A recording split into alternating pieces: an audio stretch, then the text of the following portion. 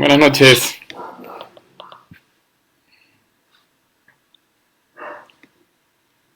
Sí, empezó un poquito tarde, tuve unos cuantos problemas técnicos aquí con la conexión, pero bueno, Buenas noches. vamos a dar unos minutos a ver quién anda por ahí. Salúdenme para saber quién está. Estoy transmitiendo en Empezó Zoom un poquito tarde, tuve unos y cuantos en problemas Facebook Live. técnicos aquí Entonces, con la voy a conexión. bajar el volumen a esto porque si no se va a escuchar en el audio. Bueno,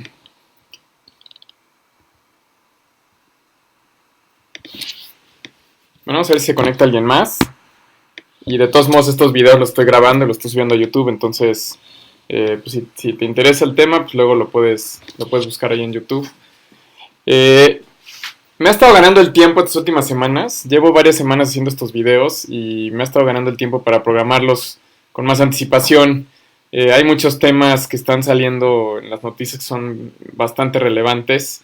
Y bueno, la idea de hoy surgió de una plática o pláticas que he estado teniendo en estos últimos días.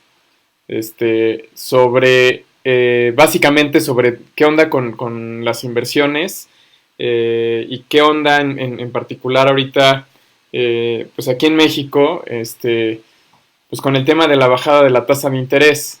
Y pues básicamente el asunto de fondo es pues que la gente está buscando. Hola Geo, ¿cómo estás? Buenas noches, bienvenido, qué gusto que te conectes. Eh, bueno, salió esta pregunta de manera recurrente e incluso en diferentes foros en Facebook de inversionistas, donde, bueno, básicamente son pequeños inversionistas, gente que está empezando y bueno, pero está la misma preocupación en todos lados, ¿no? O sea, el efecto o el impacto. Ay, gracias, Geo. Ah, bueno, pero es que dice Geo que lo agarran a la hora de cenar, pero pues sí, la idea es que los pueden ver después. Digo, está padre verlo en vivo y que podamos interactuar. Eso es parte de la dinámica que me interesa muchísimo. Pero bueno, los videos se quedan grabados, los subo a YouTube, los pueden ver en otro momento. Y les pediría o me encantaría que los compartan. Entonces, si está cenando Geo, pues provechito a quienes estén cenando. He estado probando diferentes horarios y de repente siento que ya en la noche puede funcionar, ¿no? Ya estamos un poquito más desahogados, tranquilos, relajados. Incluso puedo ser su audio para dormir. Eso estaría muy bueno. Yo estaba escuchando unos audios de una aplicación que se llama Calm, que es como, pues tiene música y tiene sonidos ambientales y tiene unos audios con voces somníferas, entonces están buenísimos porque te duermes yo creo que en 10 minutos, entonces bueno, este, pero en fin, antes de empezar, pues como cada semana me presento, yo soy Manuel Nava, soy un asesor en inversiones profesional. ¿Y qué significa esto? Pues primero que tengo certificación como asesor en estrategias de inversión por la AMIF, que es como el organismo que regula pues a los intermediarios bursátiles, en pocas palabras, ¿no? También tengo certificación como agente de seguros por la Comisión Nacional de Seguros y Fianzas, que eso es relevante también porque a veces cuando hablamos de inversiones pensamos que son una cosa y cuando hablamos de seguros pensamos que son otra. Y la realidad es que hay una interrelación o bueno, tienen componentes que se acompañan, ¿no? Que se completan en ciertos sentidos. Entonces, pues a mí me interesó muchísimo tener esas dos certificaciones. Y bueno, además de eso, pues yo estudié economía, soy economista de profesión. Trabajé 12 años en Banamex, pues uno de los bancos más grandes de México. Y lo interesante no es necesariamente el tiempo que haya estado ahí o que haya sido en Banamex, sino que tuve la oportunidad de transitar por muchos puestos diferentes que me dio una visión bastante amplia, una visión panorámica de tanto de cómo funciona un banco en general, pero también de cómo funcionan los instrumentos de inversión en lo particular. Entonces estuve en áreas de riesgos de mercado donde me tocó literal evaluar instrumentos financieros, me tocó construir las curvas de tasas de interés con las que se evalúan los instrumentos financieros, me tocó hacer herramientas de toma de decisiones, me tocó hacer pues, análisis de estrés, que ahorita en esta situación que estamos viviendo, bueno, yo estaría encantado de estar ahorita ahí, porque seguramente los análisis están buenísimos de ver qué va a pasar, cómo suben los factores, qué va a pasar con la cartera vencida, en fin, pues hay muchas cosas ahí que aprendí en el área de riesgos de mercado. Después estuve en un área que se llama tesorería corporativa, que básicamente es el área que se encarga de calcular las métricas digamos, las métricas fundamentales del banco, que son básicamente la capitalización y la liquidez, que te hablan, por un lado, de la solvencia de la institución financiera o de la capacidad que tiene de absorber shocks. En este caso es muy claro la situación que estamos viviendo. Un banco necesita tener suficiente dinero para aguantar lo que viene, ¿no? Es decir, un deterioro de la cartera, disminución de flujos, que los activos que tiene probablemente no valgan tanto como pensaba que valían, o sea, tiene que tener toda esa capacidad. Y después viene un tema bien relevante que es la liquidez, porque la liquidez tiene que ver con si el banco va a tener lana suficiente, en pocas palabras, por si nosotros como depositantes o como ahorradores en esa institución, llegamos un día y le decimos, oye banco, pásame mi lana, saca toda mi lana y me la quiero llevar. Y esos son elementos bien, bien críticos porque en última instancia un problema de liquidez, y es una frase que le aprendí a uno de mis jefes, un problema de liquidez se vuelve un problema de solvencia, porque si el banco no tiene suficiente dinero para hacer frente a sus obligaciones en un momento determinado, es decir, literal, imagínense que llegara la gente a pedir la lana en la sucursal que tienen las cuentas. Entonces el banco tendría que voltearse y ver quién le va a pagar en ese momento o de dónde se hace de lana para poderte pagar a ti como ahorrador el dinero en ese momento. Y pues a sorpresa, si hay un problema de liquidez, el banco no tiene o no espera flujos de los créditos que prestó y después eso se empieza a agravar porque digamos que es como, se vuelve como el apestado en el sistema financiero y entonces pues los otros bancos dicen, híjole, algo está mal, algo te está pasando, no, ¿sabes qué? Yo no te puedo prestar lana, ahorita no tengo, híjole. Y entonces se desencadena un efecto ahí, dominó bastante interesante que termina, en muchos casos, en la quiebra del banco o en que otro banco que tiene una mejor posición financiera, pues compra los activos a un precio ridículo, ¿no? Y eso es lo que pasó precisamente en Estados Unidos en la crisis de 2007-2009, ¿no? O sea, hubo un par de bancos uno que sí dejaron quebrar, otros que estuvieron en la rayita por problemas de liquidez, porque no pudieron hacerse de recursos y pues tómala, ¿no? Entonces, en fin, esto lo platico nada más porque estaba en esa área donde nos tocaba hacer cálculos de esos indicadores y nos tocaba hacer cálculos bien interesantes para entender cómo se movían las piezas dentro del banco, es decir, en el banco, pues, como saben, hay diferentes negocios, ¿no? O sea, está el negocio de tarjetas de crédito, está el negocio de créditos personales, está el negocio de créditos pues, pymes o empresariales, y bueno, todos esos negocios, pues de alguna manera contribuyen con ingreso, pero también requieren capital o también consumen capital con sus operaciones o sus acciones, digamos, ¿no? Y entonces lo que nosotros veíamos en esa área era, ok, ¿qué pasaría si esos negocios del banco los viéramos como entes independientes, ¿no? Y cómo funcionaría esos negocios si realmente dependieran de lo que ellos mismos hacían.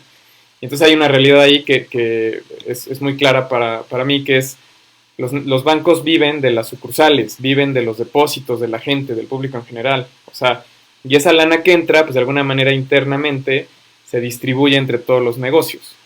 Y entonces aquí, aunque pareciera poco relevante, pero empezamos a hablar de tasa de interés, porque al interior de los bancos o al interior de una institución financiera e incluso digamos en el sistema financiero en su conjunto, pues la tasa de interés o la tasa de referencia juega un papel fundamental porque en última instancia es lo que determina, por decirlo así, el costo del dinero, ¿no? O sea, determina en este caso, si pensamos en este ejemplo que les ponía de los diferentes negocios del banco, implica a qué tasa se van a prestar dinero entre los negocios. En este caso, el negocio de sucursales, que es el que concentra la mayor cantidad de recursos, a cuánto les va a prestar la lana a los otros negocios para que ellos a su vez pues se la presten a los que están pidiendo crédito, ¿no? Ya sean por medio de tarjetas de crédito, por medio de créditos personales o de cualquier otro digamos, producto de crédito que tenga el banco.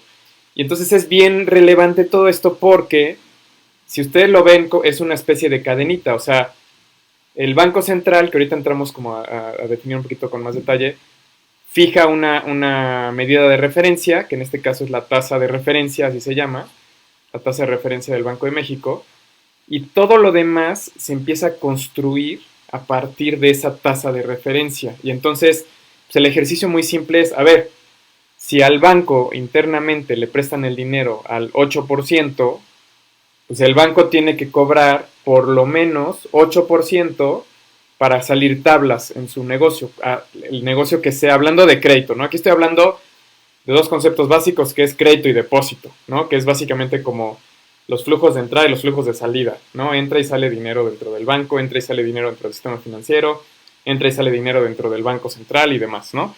Y es bien relevante porque si el banco necesita por lo menos cobrar 8% para que las cuentas salgan, entonces ese se vuelve su punto de referencia también.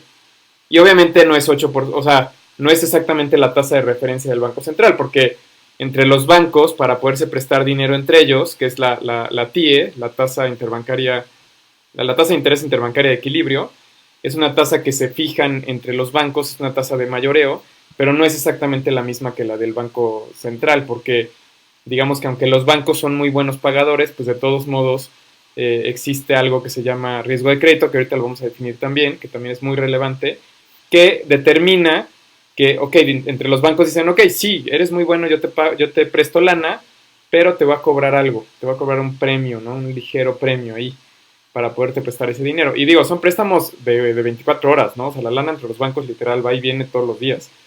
Y luego es hasta chistoso porque entre ellos tienen como préstamos cruzados. Pero bueno, el punto es, ok, la tasa de referencia está en 8, entonces el banco a lo mejor va a poder recibir fondos de otro banco o de algún otro intermediario, o va a tener que colocar deuda, a lo mejor al 8.1, 8.2, no sé, vamos a pensar 8.25, por decir algo. Y entonces ese es el piso del banco al cual el banco podría prestar dinero. Y entonces, si empezamos a ver cómo presta dinero el banco, pues hay básicamente, bueno, hay varias cuestiones, pero yo creo que las más importantes es, pues a quién le estás prestando el dinero y qué te está dejando a cambio esa entidad o esa persona para que tú le prestes ese dinero. Es decir, ¿hay alguna garantía o no hay una garantía sobre ese dinero? Entonces, es muy claro, por ejemplo, cuando hablamos de una hipoteca, porque el mismo bien, que es, digamos, el objeto del crédito o el objeto del contrato, es la garantía que se queda para ese préstamo. Entonces, si se fijan ustedes, si alguna vez han hecho un trámite de crédito o de hipoteca, normalmente las tasas de las hipotecas son muy bajas, ¿no? Con respecto a las tarjetas de crédito o cualquier otra cosa. ¿Por qué? Porque hay una garantía. Porque incluso el banco te dice, no, a ver, tráeme la garantía y yo te presto hasta X cantidad, ¿no? O sea, hay unos que son muy agresivos y te prestan hasta el 90% del valor. Hay otros que te prestan 80, 70%, pero siempre se van a cubrir. Entonces, el crédito de hipoteca es un crédito muy barato, pero tiene que ser sobre el 8 punto y cacho, ¿no? 8.20.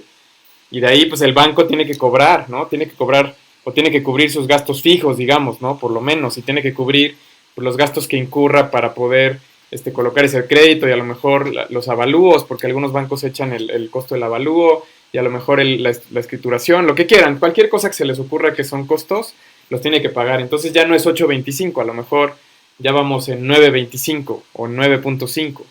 Y después, pues tiene que ver a quién le va a prestar el dinero, porque aunque hay una garantía, pues no es lo mismo prestarle a alguien que tiene un empleo fijo, que gana, no sé, 100,000 pesos, 150,000 pesos, que además pues tiene ahorros y que tiene otro tipo de circunstancias. Entonces no es lo mismo prestarle a esa persona que prestarle a alguien que a lo mejor pues no tiene un empleo fijo, que a lo mejor pues tiene un ingreso que es un poco más variable, que es menor. En fin, hay muchos factores que determinan la calificación que hace internamente un banco sobre una persona o una entidad a la que le presta dinero, y pues ahí se empiezan a mover las tasas. Pero lo que quiero transmitir con esto es que la tasa de interés de referencia es vital para determinar los precios o los costos o como le quieran llamar de todos los demás productos financieros en el sistema, tanto los créditos como las inversiones o los ahorros. O sea, si lo ven así, vamos a armar aquí, digo, estoy usando mis manos, espero que se entienda. Entonces la tasa de referencia, vamos a ponerlo acá, ¿no? Es como un piso, es lo mínimo que se puede cobrar por el dinero, ¿no? Y empezamos a movernos y básicamente lo que determina qué tanto nos movemos hacia afuera o no, tiene que ver con la entidad o la persona a la que le vas a prestar el dinero en cuanto a qué tan probable es que te pague o no, y pues qué garantías existen para que puedas cobrar o recuperar ese dinero en caso de que la persona o la entidad no te pague. Entonces, pues aquí nos vamos moviendo para allá, ¿no? Y si hablamos de tarjetas de crédito que estamos diciendo, bueno, más bien que están consideradas como créditos quirografarios, es decir, que no hay ninguna garantía, que la única garantía es, pues, no sé, que el estudio de crédito que hizo el banco antes de entregarte la tarjeta, pero la verdad es que son estudios muy, muy laxos o de los más laxos que hay en el sistema, pues obviamente el banco se cubre cobrándote una tasa de interés alta, ¿no? Hasta se sale de la pantalla en algunos casos. Pero incluso en tarjetas, si eres un buen cliente, un cliente calificado como cliente bueno en términos de ingresos, de flujos, incluso de saldos que tienes en cuentas y demás, pues te va bajando la tasa. Entonces quiero hacer este ejercicio porque en el lado de las inversiones pues pasa lo mismo, ¿no? Obviamente, si hablamos de un banco, y ahora imagínense que nada más me moví para allá, ¿no? O sea, esta sigue siendo, digamos, la tasa de referencia, que antes era un piso y ahora se vuelve un techo, ¿no? Porque de alguna manera, si yo les dije que al banco le cuesta una cierta cantidad, que es esa tasa de referencia, pues el banco a sus clientes o a la gente que va a depositar dinero en ellos, pues no les puede pagar más que esa tasa de referencia, ¿no? Aquí estamos topados, ¿no? Y entonces, pues el banco pues te puede pagar pues algo abajo de 8, ¿no? En este ejemplo que estábamos poniendo. Obviamente también hay ciertos costos, ¿no? Hay un cierto margen que tiene que ganar el banco, porque pues obviamente el banco también tiene que hacer lana, de alguna manera, y entonces empieza a bajar el margen o el nivel de la tasa, le llaman tasa pasiva, que es la tasa que paga el banco, y esta otra se llama tasa activa, ¿no? La que nos cobra a nosotros. Entonces, la va bajando dependiendo del producto, y obviamente ahí, bueno, no obviamente, déjenme quitar esa palabra, y lo que ahí determina el nivel de la tasa que te va a pagar el banco tiene que ver básicamente con la liquidez. Es decir, si tú necesitas liquidez constantemente, es decir, acceso a tu dinero de manera inmediata, el banco, el banco te va a decir, híjole, pues entonces te pago la mínima. Es más, te pago cero, ¿no? No te pago nada, aquí está cero. Una cuenta de ahorros a la vista, una cuenta de cheques a la vista, cero, no te pago nada. O bueno, hasta me salgo de la pantalla, ¿no? Cero. Oye, sí puedo dejar mi lana un poco más de tiempo, ok, pues, ¿y cuánto vas a depositar? No, pues 10 pesos, híjole, pues te pago .5. No, pues que es 1,000,000, bueno, órale, pues te pago algo más. No, pues que soy un cliente preferencial. No, pues es que fíjate que ta. Y el banco se va moviendo en este margen o en este espacio para ofrecerte diferentes tasas pasivas con diferentes condiciones. Básicamente, en mi experiencia depende del plazo en el que vas a dejar el dinero y depende del monto que vas a invertir, ¿no? Y entonces empezamos a ver diferentes tipos de productos que tienen los bancos, entre ellos pues el más conocido o el más socorrido por los clientes, que es el famoso pagaré. El pagaré no es otra cosa que el banco que te dice, oye, préstame tu lana por un tiempo determinado y yo te pago una tasa, y va a ser una tasa muy buena porque mira, es X% de CETES, entonces, te vas a ir rayadísimo. Pues al 8%, pues sí, me hace sentido, ¿no? Es un préstamo que estoy haciendo a una entidad muy buena en términos de la posibilidad de que me pague. 8% es una muy buena tasa, ok, está bien. De que esté abajo, ahora sí como dicen, ¿no? De que está abajo el colchón a que gane, aunque sea poquito, está bien. Y entonces lo metes a un pagaré, a lo mejor a 30 días, a 60 días, a 90 días, hay unos que son incluso de un año, y está bien. Y la idea sería que entre más lana le metas o entre más tiempo dejes el dinero, pues más tasa te paguen, ¿no? Normalmente los bancos aquí terminan porque pues tienen ese techo, o sea, no se pueden mover más allá porque pues empiezan a perder dinero, porque si no, entonces ya no pueden, ya no salen las cuentas, digamos, ¿no? Hay bancos que son más agresivos, dicen, pues ¿sabes qué? Pues yo como necesito captar más lana, pues me voy a brincar un poquito, ¿no? Ya me brinqué de mi techo natural, ya me brinqué y te voy a pagar más. Y entonces empiezan a comer parte del margen de la parte activa del banco, ¿no? El margen de crédito. Entonces, pero quieren ser agresivos porque, ¿qué sucede? Si el banco no tiene suficiente lana dentro de sus depósitos, entonces no puede prestar más dinero a los que están pidiendo crédito y entonces pierde dinero. Entonces, hace sentido en ciertos casos que un banco tenga una estrategia agresiva y te preste a una tasa mayor. Ahora, ¿qué sucede cuando un banco empieza a prestarte a una tasa mayor que la tasa de referencia? Pues básicamente lo que sucede, hay un tema bien claro que es pues que manda una señal de que algo no necesariamente está mal, pero de que está siendo muy agresivo para captar recursos y que está siendo también muy agresivo probablemente para colocar esos recursos, es decir, para prestar dinero.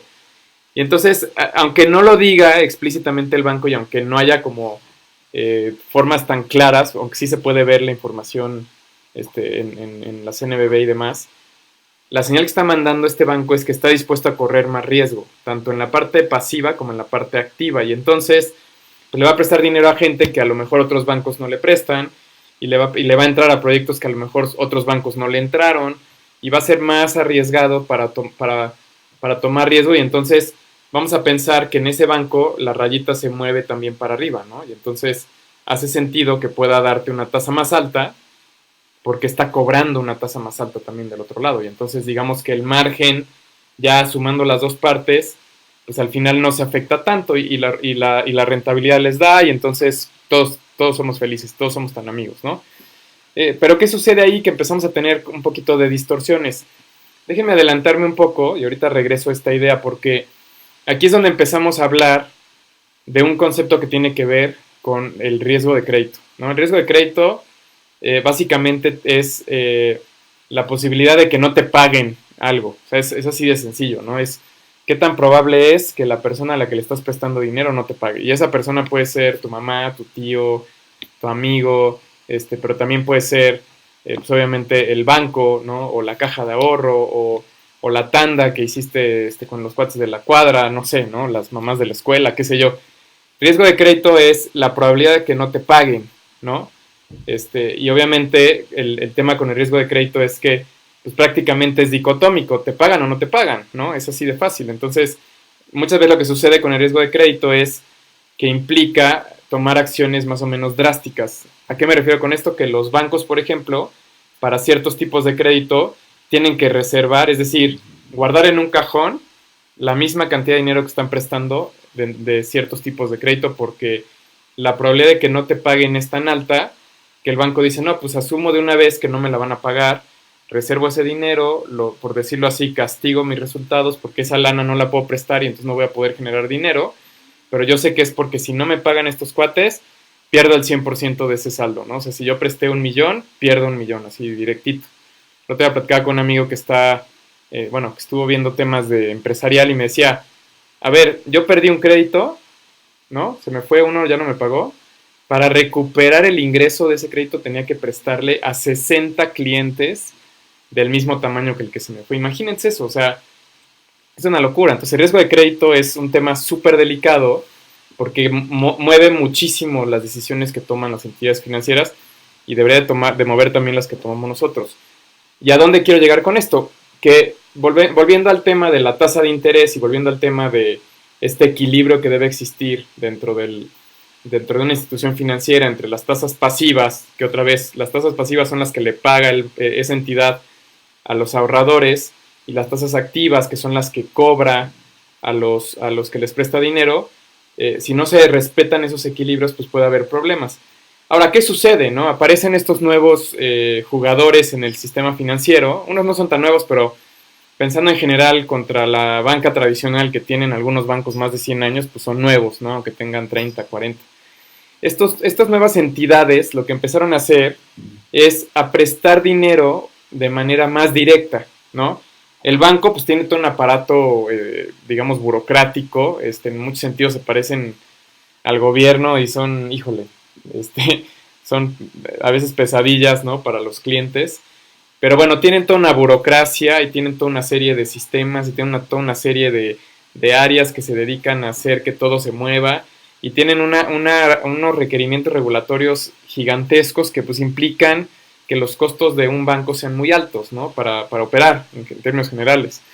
Pero ¿qué sucede si de repente tú pudieras juntar directamente a la persona que está ahorrando dinero con la persona que pide prestado, ¿no? ¿Qué sucedería en ese caso?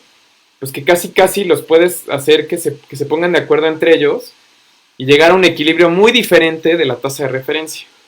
Y entonces, ¿qué sucede? Que de repente tú empiezas a ver opciones en el mercado u ofertas en el mercado o alternativas en el mercado donde ya no te pagan CETES, ya no te pagan X% de CETES, ya te pagan, no sé, 2 veces, 3 veces CETES. ¿Por qué? Porque lo que está haciendo esta entidad es acercar mucho más al ahorrador con el que está pidiendo crédito, ¿no? Y de esa manera lo que hace es aumenta la rentabilidad para el ahorrador y en una de esas puede incluso bajar los costos para el que está prestando dinero, porque para esa persona a lo mejor la diferencia entre irle a pedir prestado a un banco e irle a pedir prestado a Juan Pérez pues es enorme, ¿no? Es muy grande en términos porcentuales y entonces le conviene. Entonces, de repente tienes un mecanismo que te acerca a las dos partes y hace un mejor resultado para todos, ¿no? Y de ahí surge esta idea de lo que hoy se conoce como crowdfunding, que es, básicamente es como si fuera un mercado, yo así me lo imagino, ¿no? Es como una especie de tianguis donde pues, la gente que necesita dinero, pues va y se presenta y dice, pues yo soy Manuel Nava, tengo este proyecto, o yo quiero consolidar la deuda de mis tarjetas, o yo quiero, no sé, comprar una casa, o yo quiero poner mi negocio, lo que sea. Y entonces la gente que viene con su dinero, pues pasa y dice, a ver, platícame, ah, suena bien, ¿cuánto pides? Ah, pues tanto. Pues yo te presto la mitad, o yo te presto el 10%, yo te presto 1,000 pesos, o yo te presto... Y entonces de alguna manera lo que va pasando es que se va haciendo la vaquita para poderle prestar a esta persona y entonces esta persona cuando consigue la lana que quiere, pues dice, ah, pues de pelos, conseguí la lana a un costo más bajo y yo me encargo de pagarles a estas personas.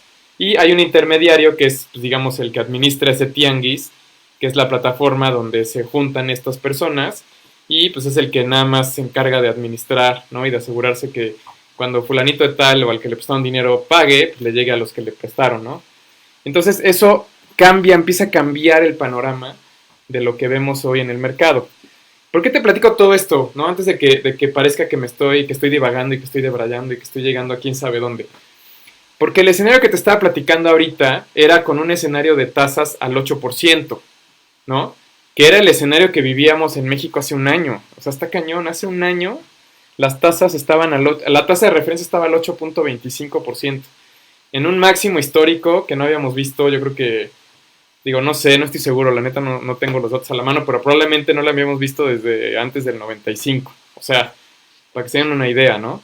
Entonces, estábamos en un máximo histórico de 8.25. Las decisiones que tomábamos de inversiones eran muy diferentes porque la neta es que invertirte en CETES al 8.25 pues, era muy buena inversión. Y luego veías el desempeño de la bolsa, sobre todo la Bolsa Mexicana de Valores, y decías, o sea, ¿cómo? Libre de riesgo me paga 8% y con riesgo me pagas 2, me pagas 1, me pagas negativo. O sea, pues, ¿qué crees que soy tonto o qué? O sea, pues obviamente voy a tomar el 8% y ni la piensas, o sea, no tiene sentido hacer ninguna otra evaluación, ¿no? Pero ¿qué pasa? Que llega la pandemia, empieza a pasar todo este tema de la contingencia, las economías se congelan, dejamos de consumir porque estamos todos encerrados en la casa, las empresas empiezan a dejar de producir, tenemos lo que se conoce como un shock de oferta y demanda, que básicamente lo que hace pues, es colapsa toda la economía y entonces pues tiene que haber ciertos mecanismos que se muevan. Uno de ellos es precisamente la tasa de interés de referencia. Entonces la tasa de interés de referencia pues es esta cosa que es una herramienta que tiene el Banco de México, que es el Banco Central, que es la autoridad máxima del sector financiero mexicano, y el Banco Central tiene esta facultad de administrar, bueno, su facultad principal o su obligación principal es cuidar que la inflación no sea demasiado alta, ¿no? Es decir, que los precios no suban demasiado y que eso no le afecte al poder adquisitivo de las personas. Ese es su principal objetivo, ¿no? Su principal obligación.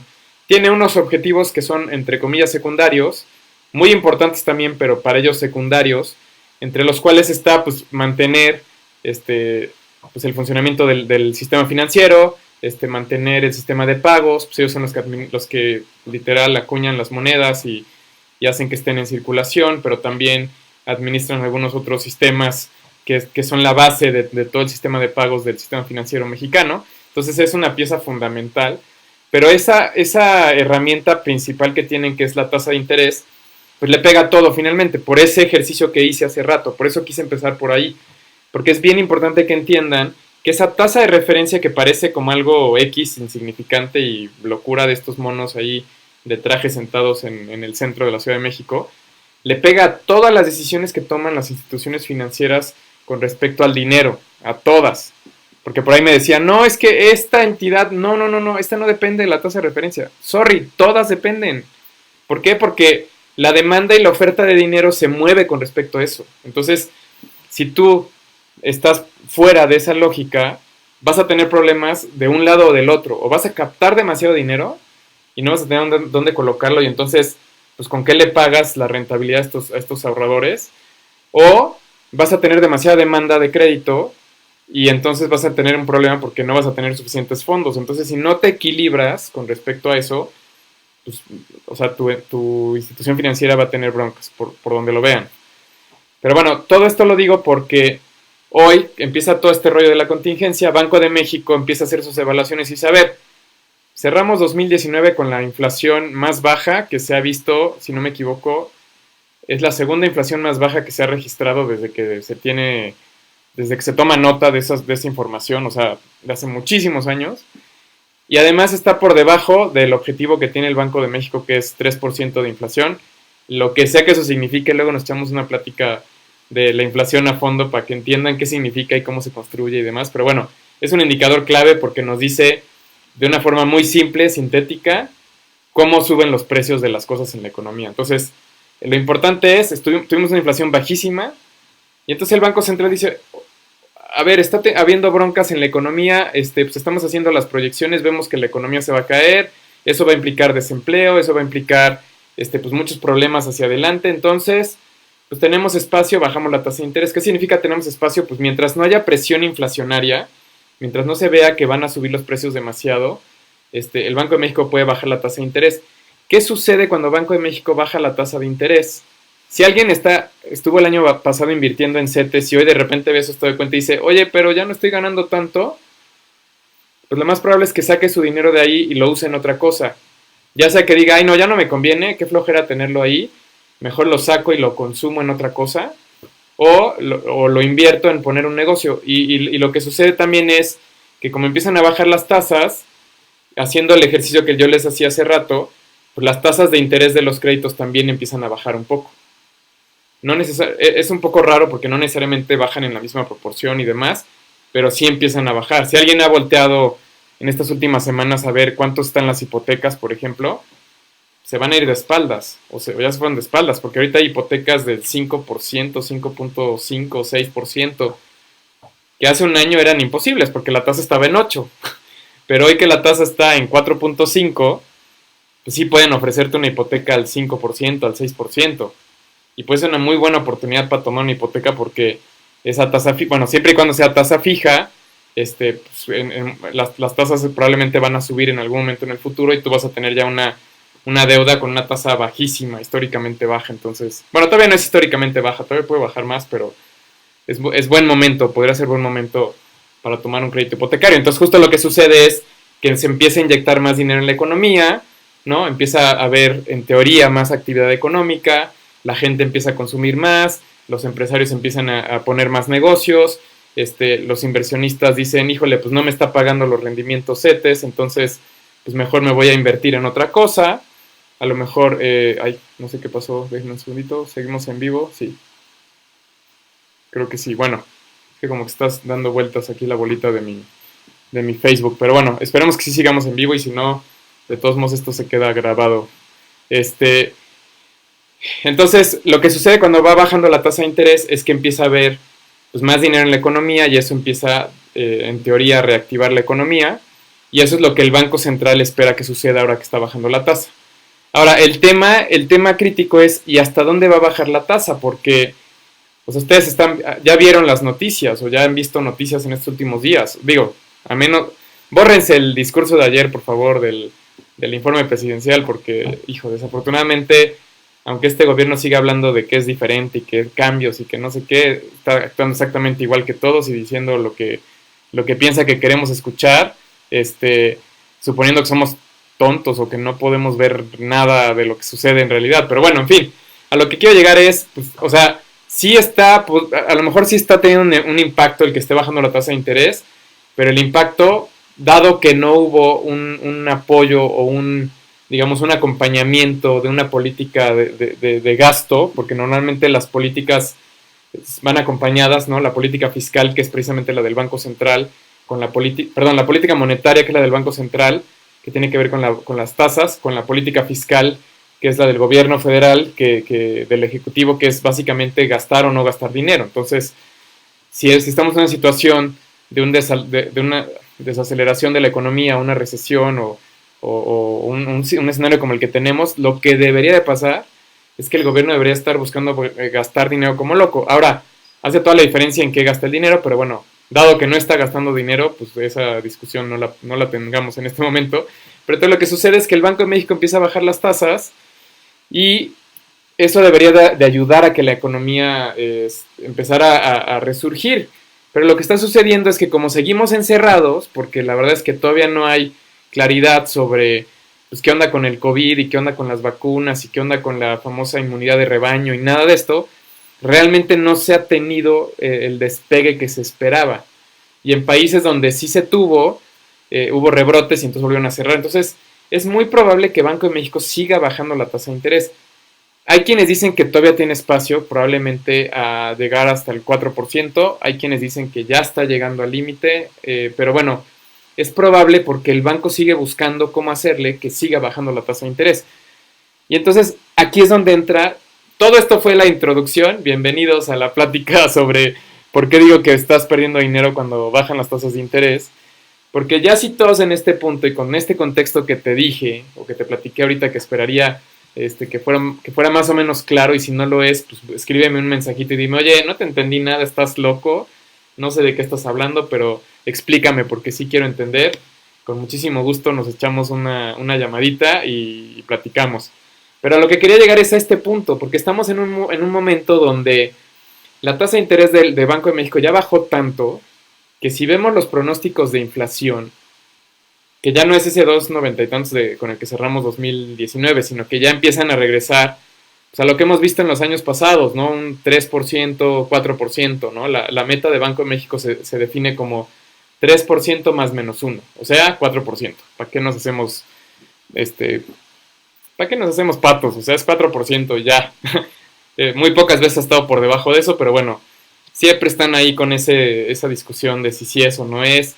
Y bueno, la inflación finalmente es una métrica que ve básicamente hacia adelante, o sea, ve las expectativas de inflación, o sea, ve qué tanto parece que los precios van a subir, qué tanto están subiendo los costos de los insumos y por lo tanto pareciera que van a subir los precios. Entonces, todo como se maneja en la economía es con base en pronósticos. Entonces, el pronóstico de inflación, incluso, bueno, vi hace poco las pronósticos para 2021, está en 4% aproximadamente. Y entonces la tasa de interés de referencia, pues ya está casi donde está la inflación.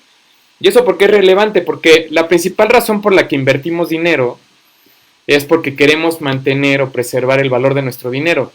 Y lo que sucede cuando suben los precios es que pierde valor nuestro dinero. Entonces, si no estamos ganando por lo menos la inflación, pues entonces ya no se vuelve tan eficiente nuestra inversión o ya no tiene mucho sentido. Mejor gástate el dinero hoy, porque si lo dejas ahí mañana va a valer menos o te va a alcanzar. No es que valga menos, está mal dicho, no es que valga menos, sino que te va a alcanzar para comprar menos cosas que las que hoy compras. Si lo viéramos de una manera muy simple, pues ya no te va a alcanzar. Bueno, iba a decir coca, pero no, como estamos ahora ya con esto de que somos obesos y que tenemos que comer bien, ya no te va a alcanzar la ensalada mañana, entonces mejor cómpratela hoy de una vez porque ya no te va a alcanzar. Y ya hay otro tema que es fundamental, que es que yo honestamente ahí sí me doy de topes porque no entiendo cómo fregados o quién fregados definió eso, pero los impuestos de las inversiones en deuda gubernamental Es que hasta me da coraje decirlo, pero a ver, creo que todo mundo puede entender si les hablo de una tasa de, por ejemplo, del IVA, ¿no? El IVA es 16%. ¿De qué? De lo que sea que estás pagando. Si la cosa vale 100 pesos, pues es 16%, son 16 pesos. ¿Estamos de acuerdo hasta ahí? O sea, es muy claro, es muy, muy transparente. 16% de lo que vale la cosa, ¿no?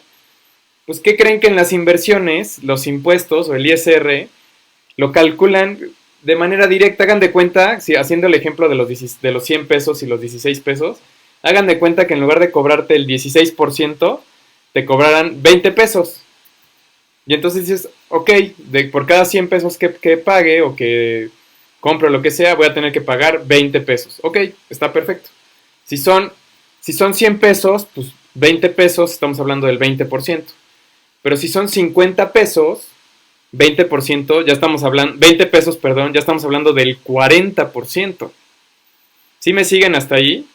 Es bien importante que me sigan. Yo sé que es así como, no sé de qué está hablando este mono, no entiendo nada. Pero el ejemplo es clave, porque lo que está pasando hoy con los impuestos, con la retención del ISR en las inversiones en deuda, es como si nos estuvieran cobrando 20 pesos fijos, pero antes ganábamos 100 porque la tasa estaba al 8% y ahora ganamos 50 porque la tasa está en 4.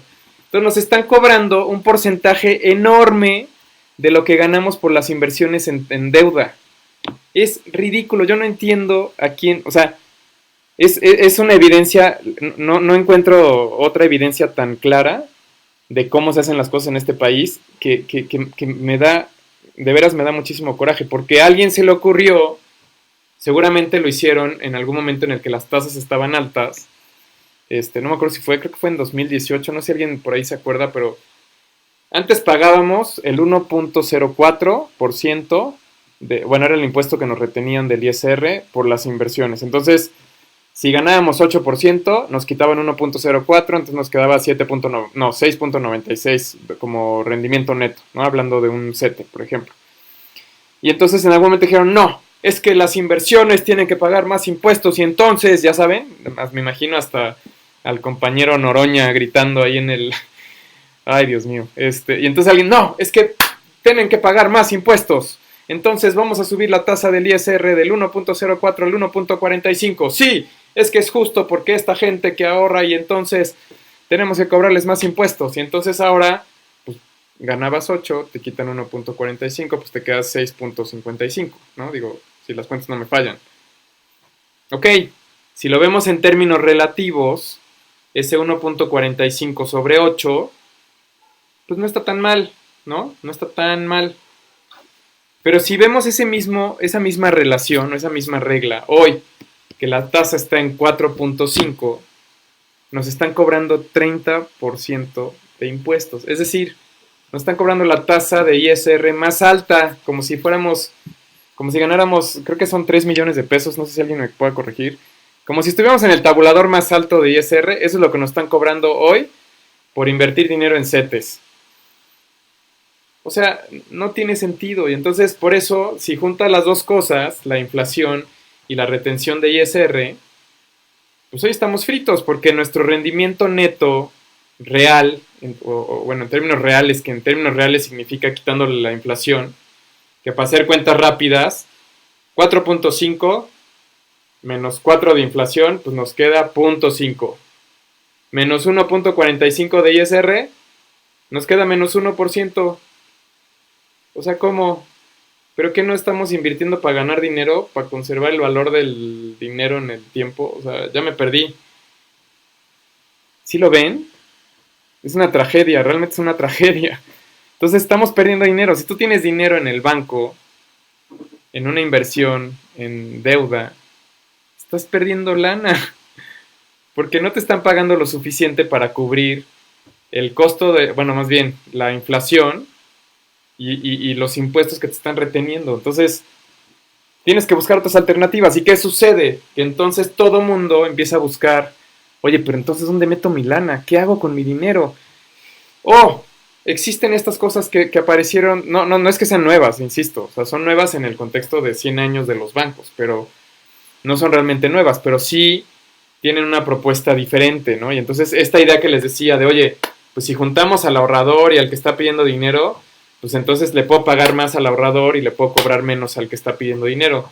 Ah, pues suena súper bien, órale, qué buena onda, oye, pues sí.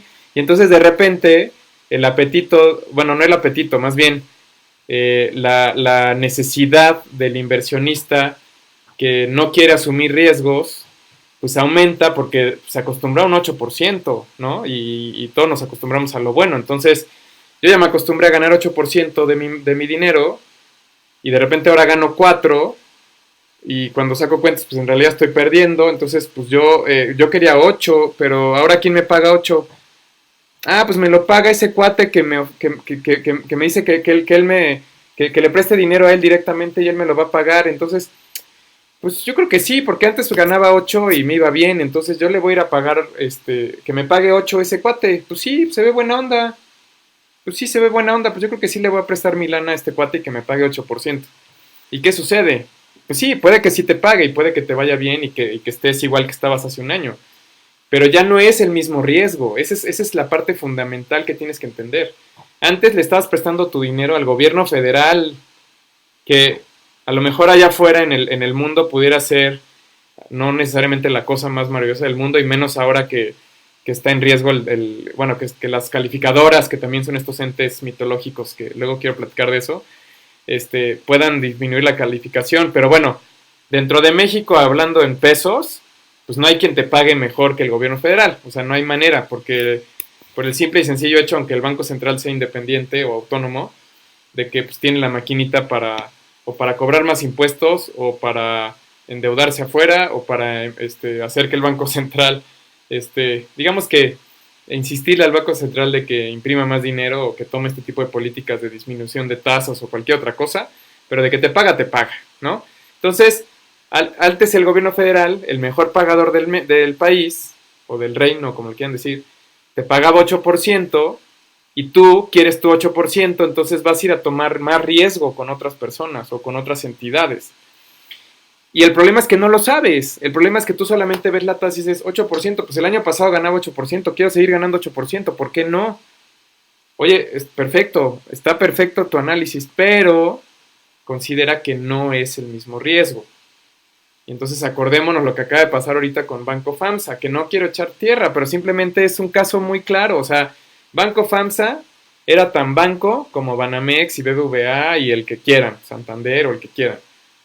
Al menos desde fuera era lo mismo, era un banco, era una institución formal, tenía sucursales que ahora las están poniendo otra vez tan de moda. Disculpen que sea tan sarcástico, pero es que de veras no puedo con algunas decisiones de este queridísimo gobierno de la cuarta transformación.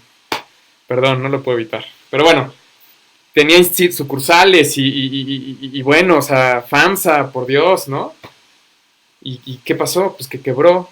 ¿Qué pasó? Pues que la comisión lo intervino. ¿Por qué? Pues porque además de tener broncas de préstamos intercompañías, porque pues bien abusados estos cuates, pues oye, tengo mi banco, pues me presto dinero a mí mismo, ¿no? Nada más me cambio, me pongo gorra y ya digo que soy otra persona y entonces empezaron a hacer un chorro de cosas así y pues era un banco que tomaba más riesgo porque pues desafortunadamente es un banco que le presta a la base de la pirámide, que no tiene tantos controles, bueno, no controles, más bien pues simplemente hay más riesgo, o sea, hay más riesgo de crédito otra vez, ¿no? Le está prestando a gente que es menos probable que pague porque son más vulnerables, porque pueden quedarse sin chamba más rápido, porque están al día, porque bla, bla, bla, bla, bla, bla, bla, ¿no? Sigan mi tren de pensamiento. Entonces, ¿qué sucede? Pues empiezan a bajar los ingresos, empieza a bajar la capitalización de la que les hablaba al principio de la plática, y entonces, pues el banco ya no tiene lana suficiente para pagar sus obligaciones, y entonces truena. Y entonces todos los ahorradores que en algún momento dijeron, oye, pues es que FAMSA paga súper bien, porque el banco me paga 6 y estos me pagan 9 y yo el año pasado ganaba 8, pues 8, 9 es mayor que 8, entonces pues está bueno, ¿no? Me voy allá, meto mi lana allá, y aunque hay protección del IPAP, porque pues obviamente te lo ponen así como aquí somos seguros porque tenemos protección del IPAP, que otro tema del que hay que platicar, pero bueno, protección del IPAB y entonces te protegemos hasta, ¿qué son? 800,000 UDIs, 2,600,000 pesos. Ah, pues está re bien, yo voy a meter 50 pesos, pues, ¿qué más da? Pero pues hoy Banco FAMSA truena, la gente pues no le están pagando porque no sé si sea un tema operativo que tienen que resolver.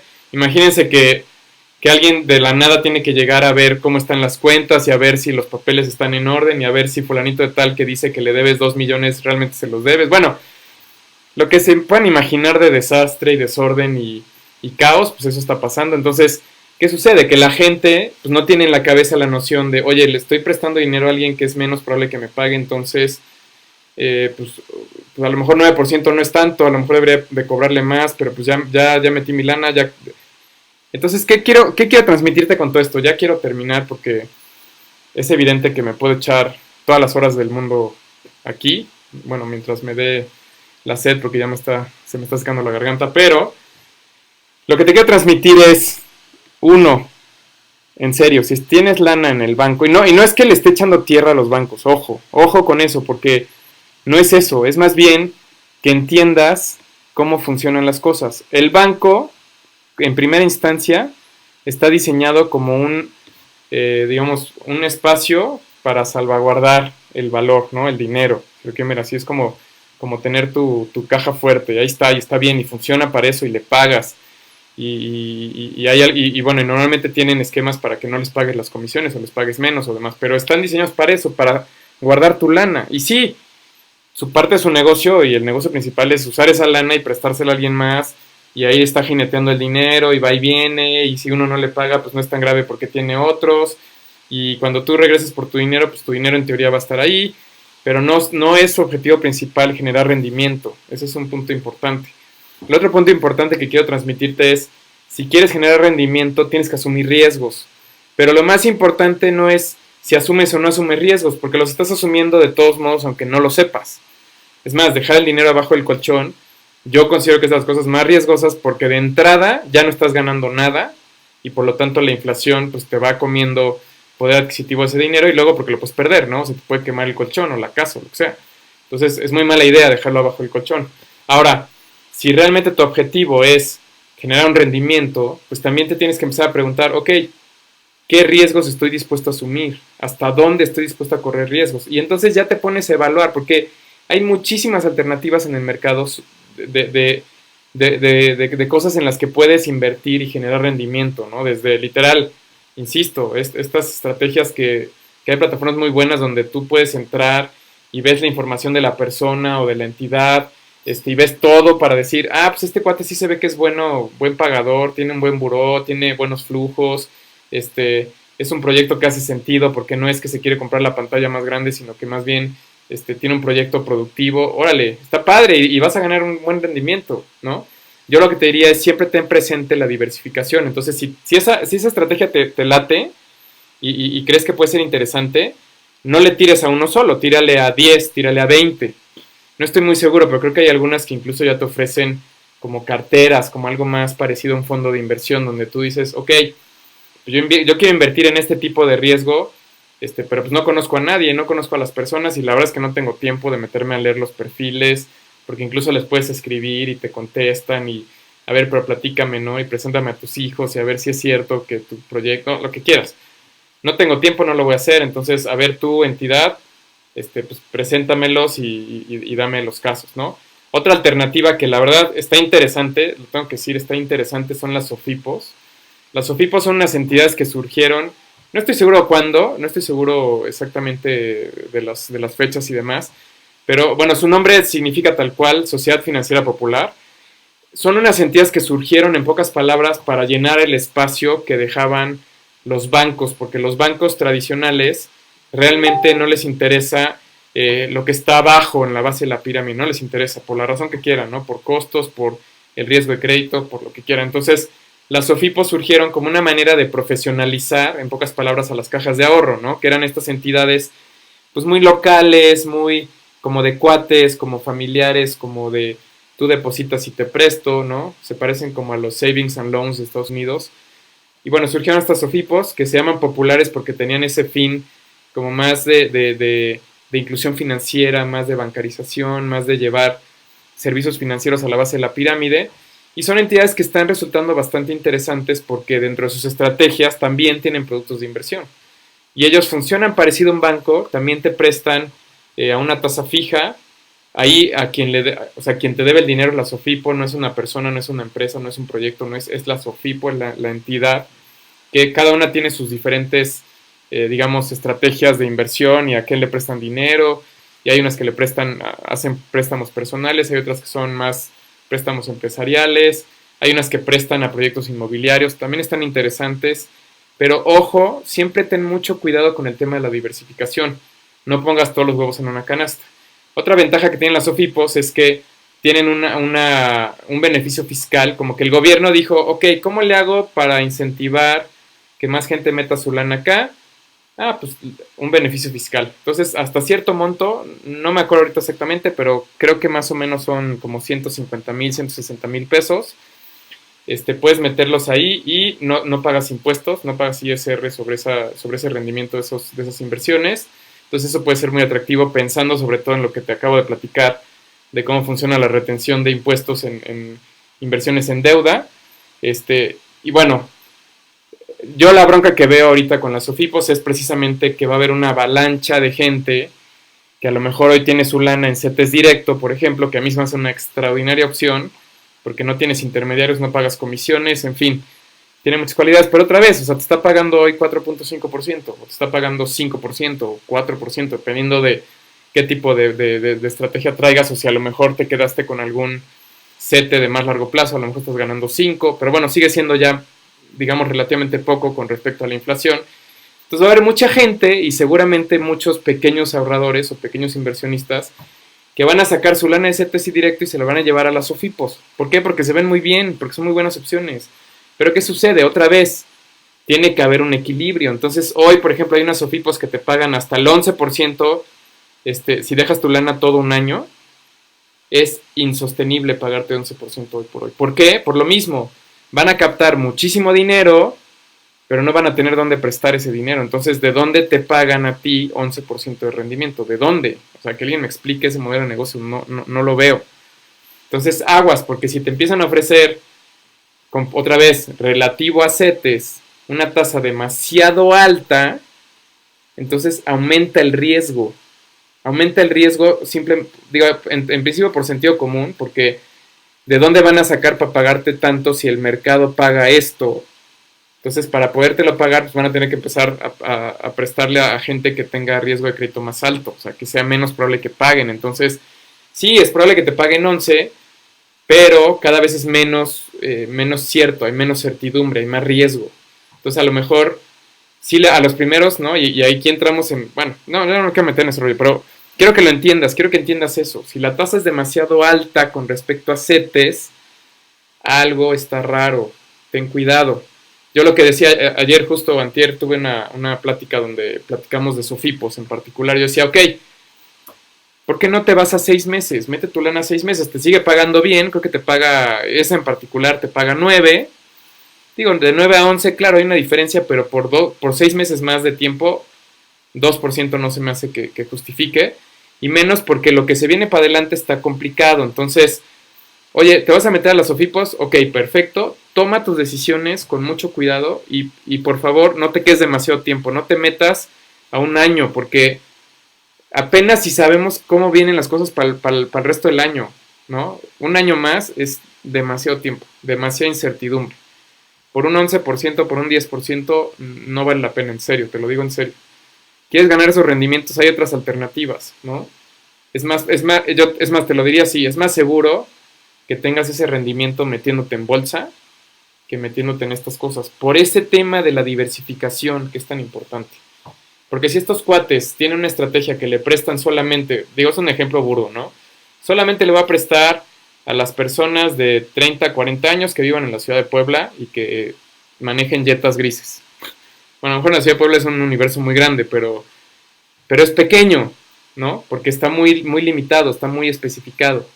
Si yo invierto en bolsa, pensando que invierto en el índice, porque ojo, tampoco te estoy diciendo que te vayas a meter a invertir en acciones en particular sin conocer. Si conoces, es un extraordinario momento, hay mucha volatilidad, puedes hacer lana. Si no sabes, quieres entrar a la bolsa, métete a un índice, no le juegues, métete a un índice, ya sea la Bolsa Mexicana de Valores, ya sea el índice gringo, Hay maneras de hacerlo desde México, hay maneras de hacerlo en Estados Unidos, hay muchas maneras. Si te interesa saber más, con gusto te puedo platicar, pero lo que quiero que sepas es que puedas dimensionar, ok, me está pagando tanto, ¿es bueno o es malo? ¿Qué me ofrece? ¿Qué está haciendo? ¿En qué invierte el dinero que le presto? ¿Me hace sentido? ¿Veo un potencial para adelante? O mejor busco otra opción, mejor busco otra cosa, o mejor, ok, vamos a sacarnos menos tiempo, vamos a ver cómo se van moviendo las cosas, o diversifico, a lo mejor meto mi lana en 3, 4 sofipos diferentes, o meto mi lana en 3 sofipos y además me busco alguna de estas plataformas de crowdfunding. Están interesantes, la verdad, te recomiendo que las veas. Voy a buscar tener como un listado por ahí en el YouTube de las plataformas. Están interesantes, vale la pena, pero ten mucho cuidado con eso. Ten mucho cuidado con las decisiones que tomes, porque además, como la situación se está viendo todavía muy deteriorada, aunque empieza a haber indicios de recuperación, la verdad es que la recuperación va a ser muy lenta, sobre todo aquí en México, desafortunadamente. Ten mucho cuidado con cuidar tu lana, o sea, ten mucho cuidado con dónde la pones, ten mucho cuidado con que sí sea una empresa seria, ten mucho cuidado con la diversificación de tu dinero, por favor. Y bueno, y con esto quiero terminar. Ya me extendí demasiado, ya son más de 10:30, entonces, como empecé un poquito tarde, me alargué un poquito más, pero quiero terminar esta plática pidiéndote que hagas esa reflexión. Digo, nada más como recapitulando, ¿no? Todo esto. Estuvimos hablando el día de hoy de qué onda con las tasas de interés y por qué yo creo que estás perdiendo dinero con las tasas de interés actuales y qué puedes hacer al respecto, ¿no? Y lo que te pido en primera instancia es que tengas, o sea, que seas muy cauteloso, que te tomes tu tiempo para tomar decisiones. Es preferible que te quedes, si ya estás, bueno, vamos a verlo así. Si tienes tu lana en el banco y no está ganando nada de rendimiento, toma acción ya. Y con gusto te asesoro de manera muy general qué puedes hacer. Pero toma acción ya. Ahora, si ya tienes tu lana en algo, no sé, CETES directo, por ejemplo, que estás ganando la tasa de CETES, yo creo que hasta cierto punto es mejor. Si no sabes qué hacer, mejor quédate ahí, aunque sea un rendimiento que ya te dije que estás perdiendo dinero, porque con respecto a la inflación y con respecto a la tasa de ISR, es preferible, o pudiera ser preferible, no ganar dinero en esa inversión que arriesgarte en otra cosa que no conoces. Pero el tema crítico es si lo conoces o no lo conoces. Porque si no lo conoces y te metes a algo simplemente porque ves el numerito de cuánto te paga, estás corriendo demasiado riesgo. Demasiado riesgo. No importa si ese numerito es 5 o es 6 o es 11 o es 12 o es 20 o 30. Si tienes conocimientos, entonces usa esos conocimientos para analizar y evaluar. Si tienes realmente el interés, métete a ver las empresas. Tú puedes consultar los estados financieros, tú puedes ver cómo están, tú puedes ver si les está yendo bien, si les está pegando la pandemia en términos de cartera vencida o no. Puedes ver mucha información. Obviamente todo toma tiempo. Entonces, si no tienes el tiempo, si no tienes el conocimiento, si no tienes la atención, mejor no le juegues, métete a CETES directo y ahí estás bien.